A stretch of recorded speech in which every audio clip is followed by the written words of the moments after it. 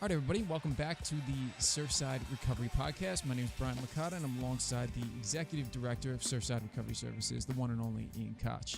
First and foremost, I just want to thank everybody for just really the outpour of love and the great reception that the podcast has gotten so far. We're getting a lot of engagement on our Twitter page, on our Instagram, on our Facebook, on our YouTube channel.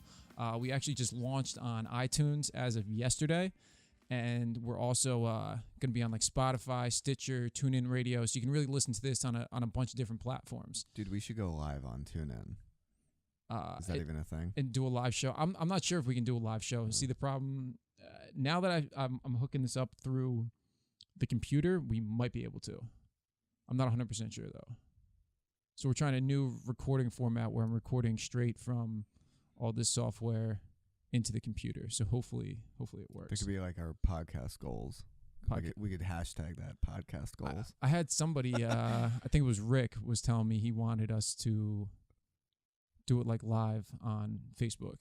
And I was trying to explain to him how all the technology worked. That I can't. Well, we could potentially do it live on Facebook if we ran it through another device. The only one I know of is, I think it's a Vivo or Mevo. It's a live stream camera. It's pretty cool. Interesting. Yeah, it's very interesting. But we also wanted to let anyone know if you or somebody you know is struggling with addiction, whether they need to get into treatment or are looking for some advice. Really. Family is looking for advice, anything. Email structuredsoberliving@gmail.com. That'll go directly to me. Everything is confidential. Super important that people know their resources, or if you've been doing the same thing over and over, or your loved one's been doing the same thing over and over and it's just not working, or they're stuck. Actually, I got 2 phone calls yesterday from families whose kids have been down in Florida and just been put through the ringer down there. So trying to figure out how to get them back, appropriate programs to get them to. So, and that was just 2 yesterday. So yeah, anything we can do to help, please. We want this to be not only interactive through the social media stuff, but on a serious note as well. I do, however, like the lightness of the podcast, and I hope we can keep it that way as well. So, yeah, cool. Yeah, I hope so too. Can you put that microphone a little bit more in front of your face? There you go. Tickles my mustache. Yeah, it's a little invasive. It's totally invasive. Takes a little bit getting used to. So we wanted to cover a couple different topics in this podcast in particular. I think Ian's are you taking a selfie? Hey, definitely taking a selfie. So we wanted to cover the second step. That's what we talked about in our last podcast. We wanted to get to that, but also on Facebook we got a topic request from Michelle, and she wanted us to cover some coping mechanisms that people in recovery use, and I think that the two kind of tie into each other. Sure, if you're working a proper second step, that can kind of be a different coping skill. So the second step, for those who may not know, is we came to believe in a power greater than ourselves could restore us to sanity. So do you have what's your short seconds, how do you explain the second step to people who don't really know what it is, or people who are struggling with the second step? I know personally for me, that was something that held me up for a really long time. I always got stuck on the second step.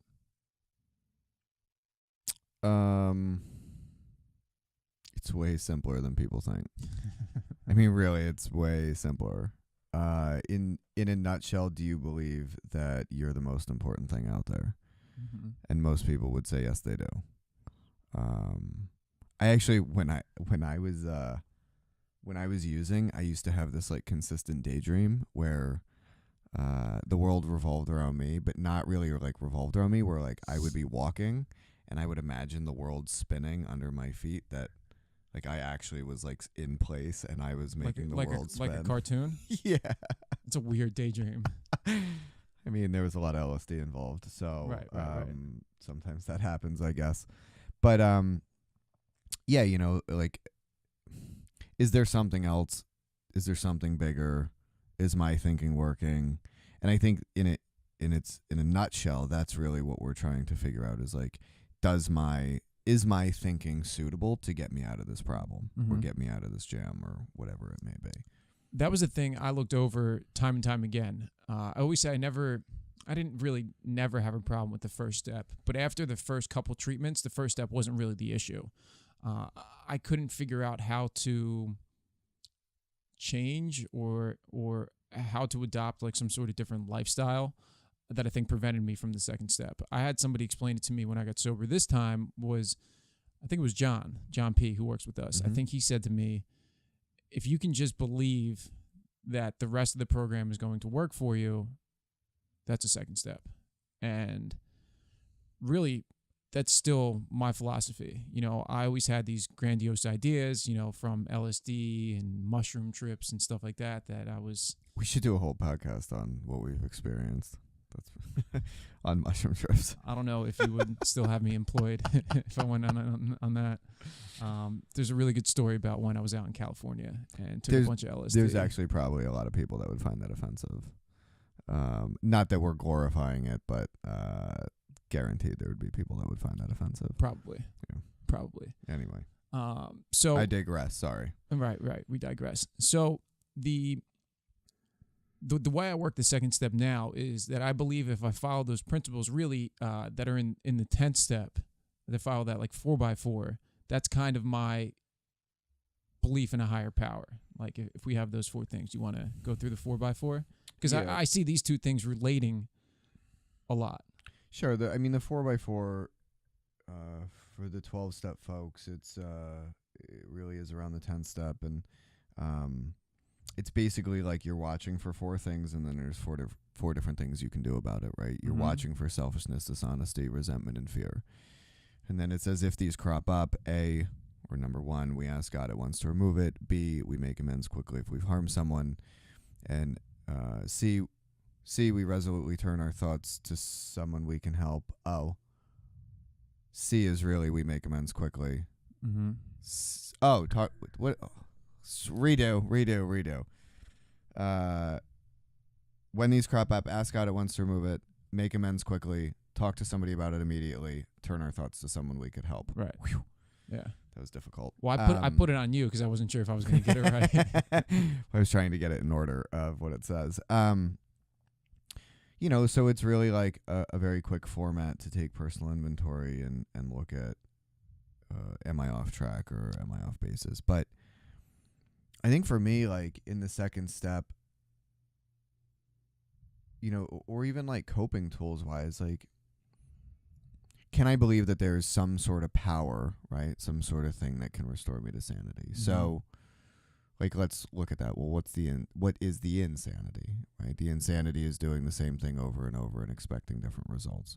So let's say, scratch the idea of addiction, but let's say it's like a sick relationship, or let's say, you're trying to lose weight, or go to the gym or something like that, right? So in the case of losing weight, let's say every night you get home and you get that craving for Ben and Jerry's, and you leave your house and go to the store and get a pint of Ben and Jerry's, right? If you try to fix that and you can't, well, that's where, like, quote unquote, a coping skill, or that's probably a negative coping skill, but where you would need a positive coping skill, or something, right? This God or this power, whatever we want to call it, to restore you to sanity. So sanity being having the ability to stop yourself, right? Sane and rational thinking. In terms of addiction in general, it is insane to think that there is such a thing as normal heroin use. Surprise, shocker, guys. I know there's a lot of people that suffer from that delusion. I think once you cross the line, regardless of your addiction, once you cross the line, you're either in or you're not. And if you're in, to think that you're just going to walk your way out of it. What do you mean you're in or you're not? Like you're either in addiction, right? Like you've either crossed the line and you've become a drug addict or an alcoholic, or you're not. Right. And if you're not, then stop using and get on with your life. Yeah, I have a couple. Grow up. I have a couple friends. They like used pain pills, used heroin, never intravenously. I don't really know if that matters, but these specific cases I'm thinking of didn't. Put it down, and that was it. Well, there's It's the most mind-blowing thing to me. Dude, look back at Vietnam. I mean, there was this whole group of people that they thought were going to be drug addicts when they were coming back from Vietnam, and they came back from Vietnam and they stopped using. We actually have a video on our website. I want to say on the like Y structure page that talks about that. But they were able to just stop using. There's a difference between being an addict versus using, and we talk about that in 12-step recovery. We talk about that quite often, but right. I don't think that's understood enough. Now, the problem with it is it's really hard to determine face value, right? Like what that looks like. You know, like there's a bunch of guys I went to college with, and we used to party, and it would get really, really dark sometimes. With sufficient force, they were able to stop or moderate. Right. I'll see them at Fish concerts and things of that in the summer, and they'll get all sort of banged up, and we don't necessarily hang out, but I see them in passing or whatever, and they get all sorts of banged up. But with sufficient force, they stop or moderate. Monday morning rolls around, or the next day after the concert, they take a shower and they go to work, and it's no big deal. They are sane around use, right? They know when to stop or moderate, and they can do that. The difference between the drug addict or the alcoholic is that they consistently think it's going to be different, right? And it creates a problem, and then they do it again, and then they stop, and they think this time is going to be different, right? So then they do it again, and then they stops, and then they think this time is going to be different, and then they do it again, and in the process, it just keeps creating problems and problems and problems. I remember getting to a certain point in my addiction where at first it was like that. At first it was, this time is going to be different, this time is going to be different, and somewhere along the line, that stopped. I knew it was going to be the same. I knew it was going to happen, but I just didn't. I don't know if I didn't care, but I did it anyway. I would, in the first couple times I relapsed, it would always be to drinking, to marijuana, to pain pills, and then after some sort of certain point, I just went straight back to using heroin. Like, it was never any, like, it wasn't like, let's ease my way into this. After a certain point, I guess it might have been the physical or the mental obsession part was so strong that I would just go right back and not even, I'd cut out all the middle steps. I would rationalize that to myself at certain points where, if I start out doing this and it gets me there, so be it.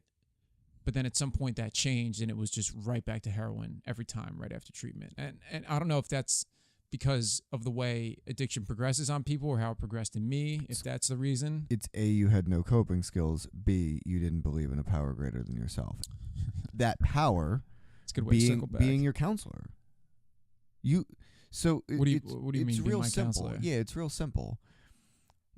Step one means we're screwed, right? We're like earth shattered, beat. Excuse my language, but you're absolutely fucked. Like you're beat. I mean, there's no way out, right? You're done. That's step one. Step two is believing that there's actually a way out. So what happens is people call the number, 1-800 whatever. They talk to the admission department, and they say, I can't do this on my own. I need help. I need to come there. Right. Well, the admission department says, let's see your insurance. Let's go from there. And in that moment, most people can't get in there fast enough.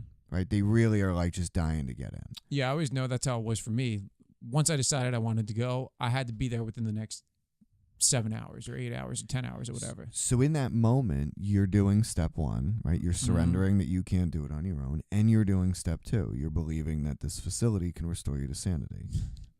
Yeah, okay. I mean, no, right? Yeah, that's what I thought the first time I went into treatment, was that I was going to go there and I was going to stay for 28 days or 30 days or whatever it was, and then I'd be fine. But And sure, and maybe not like long-term big picture, but you're believing that this facility is going to help, right? That is putting your faith, right? Because as we really start to dig into step 2 and coping skills, right? One of the coping skills is having faith. Really digging in and starting to say like, okay, I believe this thing's going to help me. Having that blind faith that this facility or these people are going to do you a bit of good. Which really isn't a bad thing. No, it's fantastic. Yeah, it's not a bad thing The at all. downfall is as they give you the cookies and the Suboxones and, you know, the whatever else is, Catapress and everything else. And, you know, and then the girl, you start to like shower and you gain a little weight and the girl gives you the wink and, Right. you know, and then the notes start getting passed and all of a sudden now you're feeling pretty good, really like a stud again. You know, 2 weeks in, you're starting to forget that pain. Right, and I've talked about this in previous podcasts, and I'll continue to talk about it. The mind can only remember 70% of what happened in the last hour. Mm-hmm. Our minds are designed to forget. They're designed to do that. They're really designed to kind of be in this like present moment state, but spend a little bit of time in yesterday and a little bit of time in tomorrow. That's really the like the money spot. Right. So you start to forget the pain. You start to forget that you can't do it on your own. And by the time they hand you your discharge papers, right, or even get to discharge planning, the counselor, right, or the case manager who's literally spent their entire life trying to get people like you not to go back to that facility. I mean, think about this. Think about this. That's their job. I mean, their job is to make sure you don't come back. Right. And they get you in the office and they're like, Brian, we want you to do X, Y, and Z. And you're like, no way. I'm just going to go home. Like, I got this. Right. You guys are crazy. Right? And you walk out of their office and then you talk to the boys at the gazebo while you're smoking Like, cigarettes. yo, can you believe this stuff that they want me to do? Sober living. No, Fuck that. I'm not you going know, there. I'm just going to go. I met this girl. Me and her are going to move in together. It's going to be great. Right? Like, I mean, that's the reality. In the process, the ego rebuilds. Mm-hmm. You forget that there is a power that can restore you to sanity, or forget about step 1, even acknowledging that there needs to be sanity needs to be restored. Right. And then you get out and you get high because you forget you even had a problem in the first place. Right. Forget or don't care. Combination of the two. Yeah. Probably. Sometimes it's both. Yeah. The I don't. But think about the I don't care thing. Do you really believe that? Well, the only reason I say that is because that's how it was for me for a little while. But think about that. Did you enjoy being in treatment? No.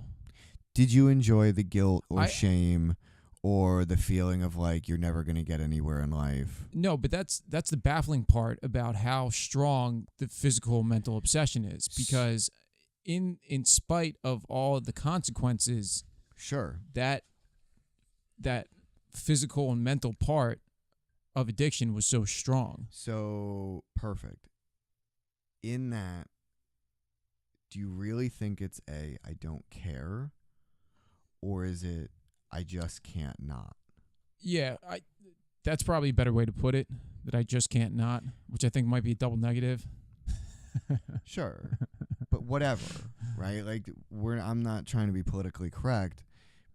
We as therapists, because we don't know what the hell to do with you. Right. So as therapists, we've been spending, we like to put the blame back on you and say things like, oh, you didn't want it bad enough, or well, you just didn't care, which I think is bullshit. Yeah, I would agree with you with that. I think that's BS too. Dude, I sat with somebody yesterday in a facility he'd been there 12 times. You're going to tell me that like every single one of those times he didn't care? Mm-hmm. Yeah, I mean, he wouldn't have went in. I don't want to speak for the kid, but he probably wouldn't have went in if he didn't care. And I think I'm using the words "I don't care" because there's no real other way to articulate. I couldn't not. Yeah, I couldn't not, or it just I had to. Correct. I had to. Powerless. And step 1. Exactly. Step 1. And I remember sitting across from my parents and countless family groups and things of that nature, and they're like, what the hell are you doing? And there's a part in the big book that talks about something to the effect of, an alcoholic or an addict can give you 1,000 reasons, but none of them are even sufficient for them. They don't make sense in the light of day that an alcoholic's drinking bout creates. Right. And I really related to that part. I couldn't justify what I had done in light of the outcome that I knew was going to happen, but it still happened anyway. Like, I couldn't give myself, or really anybody else for that matter, a good reason as to why I kept relapsing and why I kept relapsing, other than the fact I just shrugged my shoulders. I was like, I don't know. It just happened again. I have no idea how. It just happened again. I'll never forget an experience where I remember getting out of jail and I was talking to my mom, and she says, why are you doing this? And I would say, well, I just want to be happy. And she would say, no, but Ian, why are you doing this? And I would say, Mom, I just want to be happy. And she'd say, no, Ian, don't give me that. Like, I want to know why. Mm-hmm. Like, I didn't know. And I also couldn't connect the drink or the drug as the problem. Mm-hmm. Right? Because I didn't, I think when we talk about coping skills, I think it's so much linked between really a lack of step one or step one and step two, or some like weird dark area in between where, I didn't understand that drugs and alcohol were my solution. Right. Like, they were my coping mechanism. Mm-hmm. The problem was not any sort of like weird childhood stuff or poor issue. It wasn't. I used to have, my mother would ask me that too, like, what happened? I'm like, Nothing. Nothing. I liked getting high. Being sober was unbearable. Right. Right. So yet we have these facilities, right? Hundreds of them. And look, Surfside's the same way. Our job is to teach people to not use. Mm-hmm. But the problem is abstinence. Right. Like, I had a really bad case of undiagnosed sobriety. Yeah. There's no DSM code for that. That was when I first came to Surfside and I heard you say that, and I'm like, yeah, that sounds about right. Like, there might be some underlying issues somewhere along the line. I'm sure everyone has some sort of trauma. We're not downplaying the fact that can be in addition to it. But for me, that there wasn't really any of that. I like drugs, and I like the way they make me feel, and I don't like being sober. My first hit of acid was in 10th grade algebra class. That seems like a horrible. It was extremely fantastic. Unfriendly environment to do acid in. It was fantastic. All right. I remember being in the cafeteria. Did you leave? Oh, no. Oof. No, my mom drove school bus, and if I left school, she always would know. Like, I would always get in trouble immediately, so I just did what I did in school, which is I probably should have left, because then I would have only gotten in trouble for skipping school instead of getting high in school. But yeah, algebra was great. Cafeteria time was great. Food smelled kind of funny, and I didn't eat. But of course, like, I remember just like laughing all day, mm-hmm. because school was unbearable too. Mm-hmm. So coping skills. I think that. What are we at on time? Where have we been here? I want to talk about my current event too that we forgot about. About 22 minutes in. Something in. Yeah. Right. So like coping skills, I think that it's unique for everybody, but ultimately having, for me, that power greater than myself, mm-hmm. like for me, the absolute most important coping skill that anybody can have is a network of people, and not a gazillion. I'm not saying go to a meeting and dump your problem on 40 strangers and then take all of their advice. Right. That could kill you.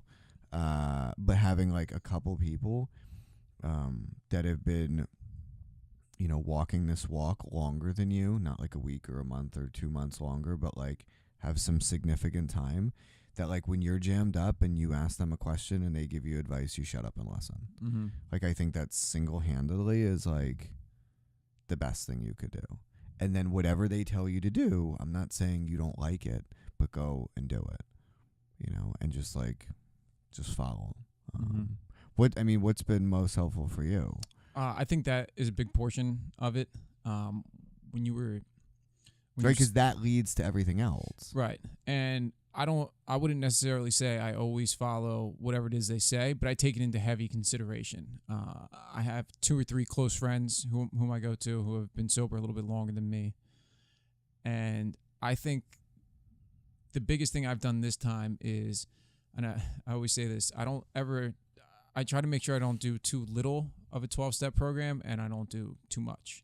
I've tried to keep like a very like even keeled the whole way through. Like haven't been, and I don't want to say like I pull back from the fellowship, but I found this really happy medium, I guess just by chance. Like I don't know if I really designed it that way, but it was just like, I hit, X amount of meetings and it changes every week. And when I feel like I'm not doing enough, I do a little bit more. When I feel like I'm doing too much, I pull back a little bit. So all my eggs really aren't, I don't even know the proper way to say this. I don't want to say that I don't have all my eggs in the basket because they really are in the 12-step basket. But I think like slow and not really slow and steady, but just keeping a good balance. Solid pace. Yeah, it's been balanced. The beautiful part of 12-step recovery, and look, there's a ton of like fancy things out there, petting horses and painting rocks and stuff, good therapies that provide like good stuff. Well, I'm licensed. I get to talk this way. Right. Yeah. All right. It's not that stuff doesn't provide value, mm-hmm. and it's not that stuff isn't helpful in the moment. But even like Refuge Recovery, fantastic fellowship, and some of these other like offshoots of like alternative peer-based recovery services. Mm-hmm. Now we have recovery coaches, which some of them aren't even in recovery. For those of you who want nothing to do with 12-step recovery and you just want to like have like a person. Problem is there's no real standard except 40-hour training, which isn't bad. Anything's better than nothing, but no like supervision requirements. Even with sponsorship, like to be a good sponsor, you have to have a sponsor. Right. So it's like a supervision piece there. Mm-hmm. I have problems with the recovery coach thing. I think it could be really good. I think it's very, very new and unrefined yet. But so those supervision services is when, say, we'll just call it a therapist has somebody who's above them who's been working in the industry who kind of guides them. That's what a mentor. A mentor. A supervision is a professional term for mentor, basically. Okay. All right. Supervision, there's usually some sort of monetary exchange, some way, shape, or form, whether it's part of the company or whatever else. Okay. But I consistently believe in my heart of hearts that 12-step recovery is the best, not because that's what I've chosen, but because it is all encompassing. Mm-hmm.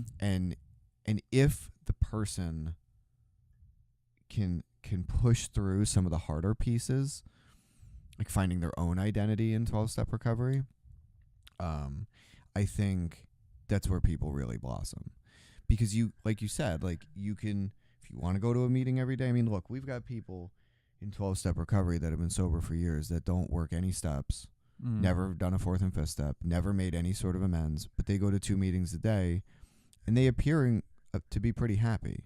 It's not the way I would like to do it, right? But that works for them. Then we have other people who do 1 or 2 meetings a week, sponsor a couple guys, have their own personal recovery, and they're good. Mm-hmm. The problem, some of the problems is that like newcomers have newcomer hearing, and the guy that goes to 2 meetings a day is going to be incredibly vocal. And we know nothing about the person who talked about coping skills, Michelle. I don't know if she's in 12-step recovery or not.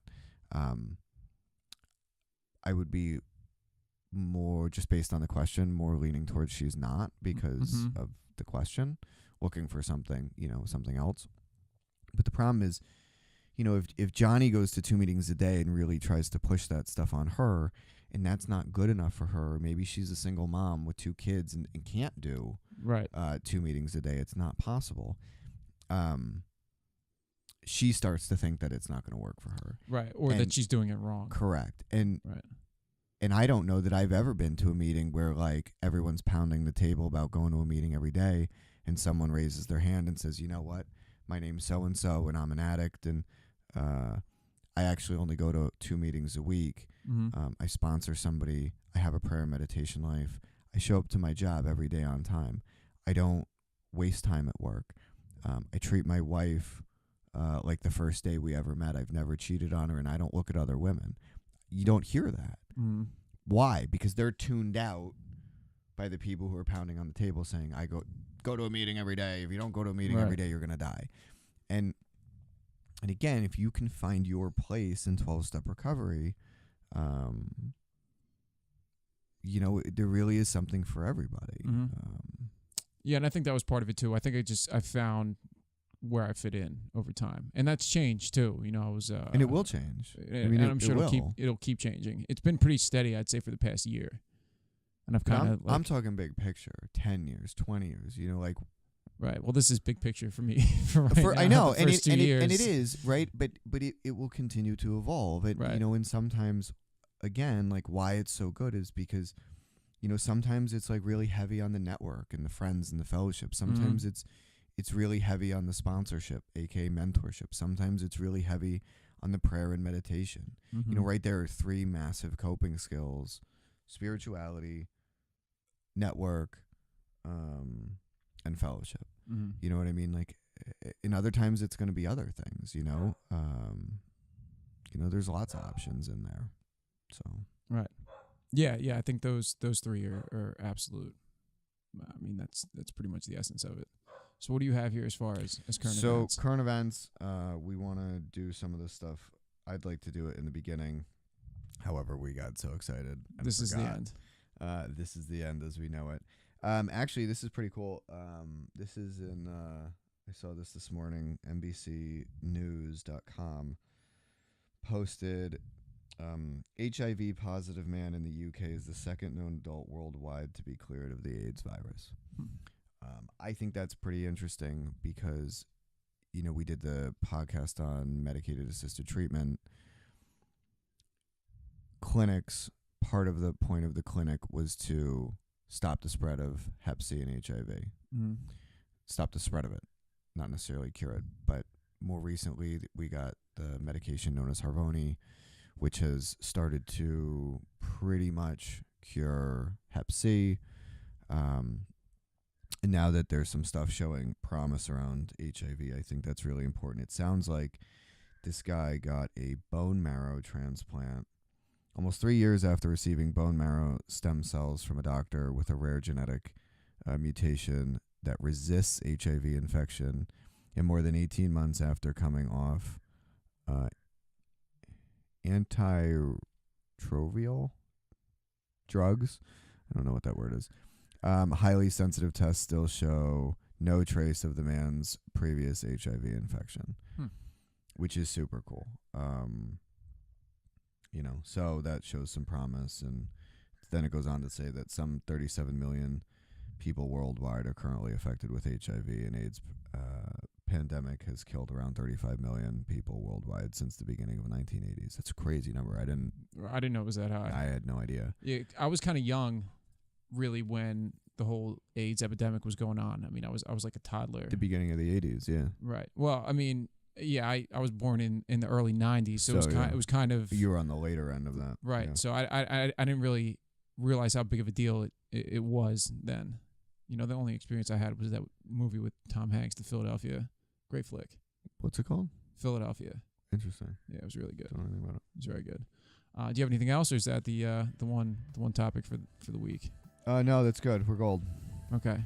Thank you, everyone, for watching. Please stay tuned for future podcast episodes. All of our social media pages have, you know, multiple posts a day, whether you're looking for an inspirational quote, what's going on at Surfside, and really just anything and everything to do with recovery. So thanks for watching.